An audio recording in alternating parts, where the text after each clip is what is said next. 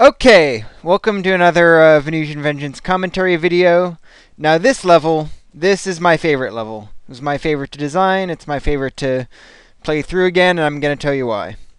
So first of all, remember when I told you that I would write down the levels in advance on paper and to make sure that each part was unique and interesting? This is the first level where I did that on. The first two levels I had done something along those lines in that at that point I had still been working with the original artist, and so I would describe the levels over email, basically to say what I was trying to do, what I would need art-wise. But this is I believe the first level where I actually wrote down the sequence of events and areas on paper in a notebook. And I think it really paid off. So first up, I introduce conveyor belts, which, it's a classic retro gaming trope that I really wanted to put in the game for that reason. And it fit with the general, science fiction-y space station setting. And it gave me a lot of stuff I could play with. So here I introduce it. First, I introduce it on its own with nothing really going on. You can move across the conveyor belt. Next up, I show that other objects in the world, can move across the conveyor belt. And this also gives you cover in those enemies that were just there. Which I then play around with in the next section, where conveyor belts move around in a square. And, it's sort of moving cover, which is a new thing in the game.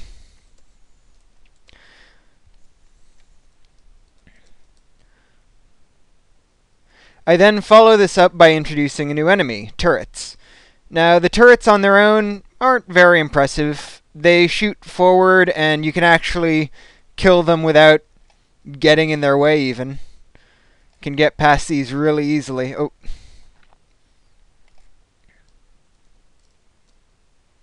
But what I then do is mix them with the conveyor belt, at which point they become a bit more of a challenge because now they're moving.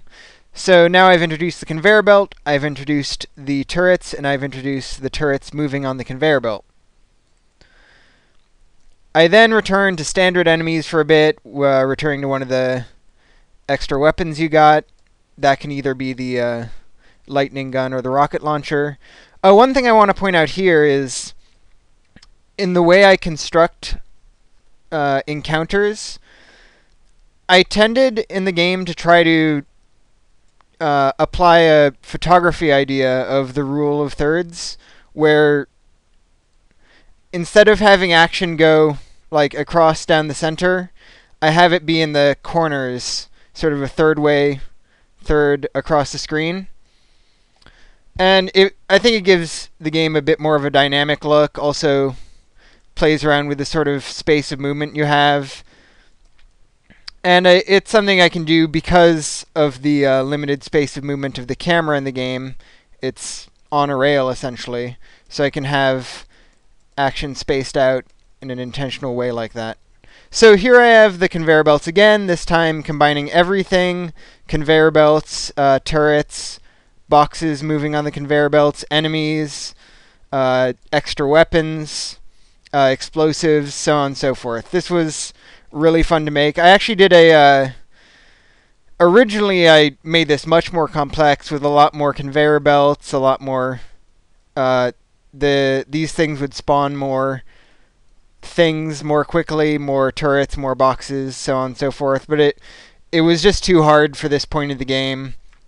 I put something along those lines later in the game in the cave level, since I wanted to return to that idea, but do it in a more difficult way, do that more difficult idea I originally had for this area. And I simplified this a great deal.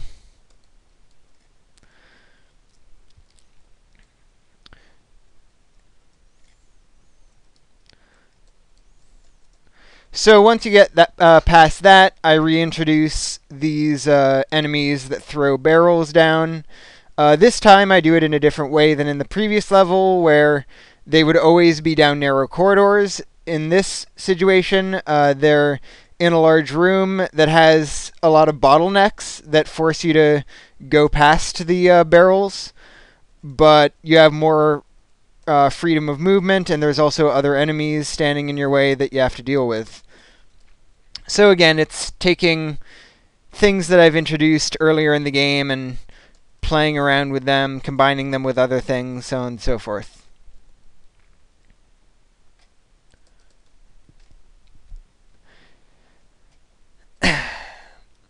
Let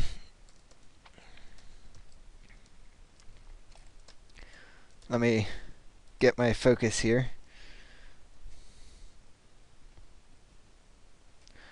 Which brings us next to the final area in this stage, which is the elevator. This I'm fairly proud of. Another kind of classic trope is the elevator or door, which takes a while to open, and you have to fight off a horde of enemies on the way in, or on while you're waiting. But later in the game, in the next level, actually, shit. Well, you just saw some code for something later on. Oh, that's code for this game, actually. It's just some tile. No, that's for the next Renegade Sector episode. It's tile reading code in ActionScript. So I have it so you wait for the elevator, but in the next level, when I eventually do that video, or if you've played the game, you know I use this to set up an expectation to teach how elevators work, but then in the next level I subvert that expectation and have the outcome be a little different. So you'll see that in the next video. Thanks for watching.